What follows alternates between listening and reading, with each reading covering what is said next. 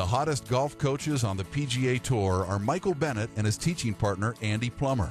This talented team invented a geometry-based swing model that contradicts almost everything being taught in the game today.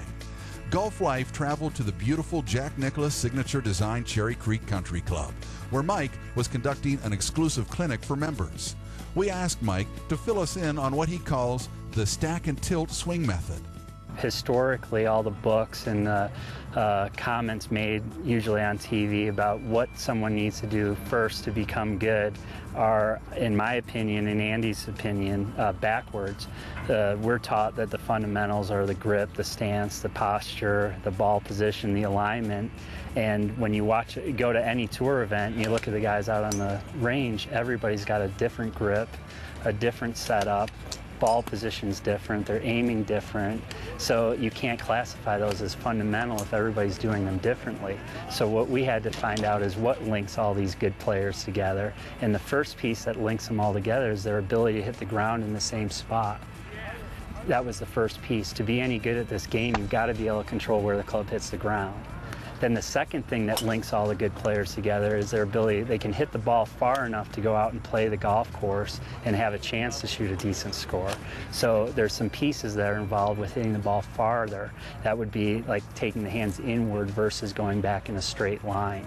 So hitting the ball in the same spot on the ground, or hitting the club in the same spot on the ground, then hitting the ball far enough. And then the last piece would be all those acquired feels you see the good players have, how they hold the club, where they aim the club face, put the ball position, the handle location, how they aim to fit the shot pattern that they're trying to hit. So those are the pieces that we teach last. Change all those small little details, but for somebody to get really good, like we're out here today with different handicap players, for them to get better the fastest, they need to be competent at hitting the ground in the same spot and hit this ball farther.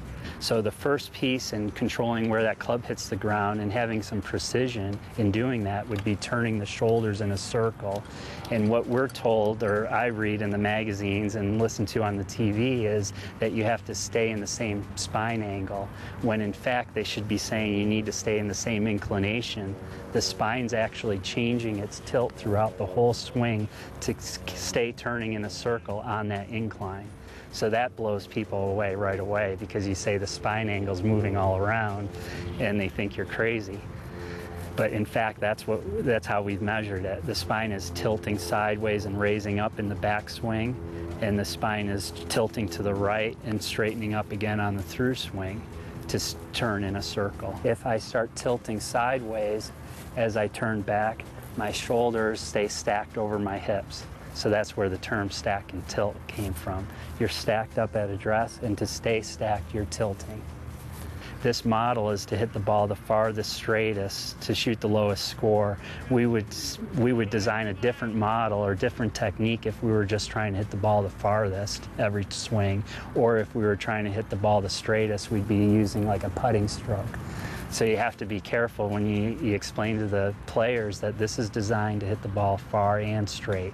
If somebody wanted to just get the basics and hit the ball better, I would always just suggest no weight moving back, the right leg straightening with the hand path in, and then the through swing, the hips tucked underneath you without the head going forward.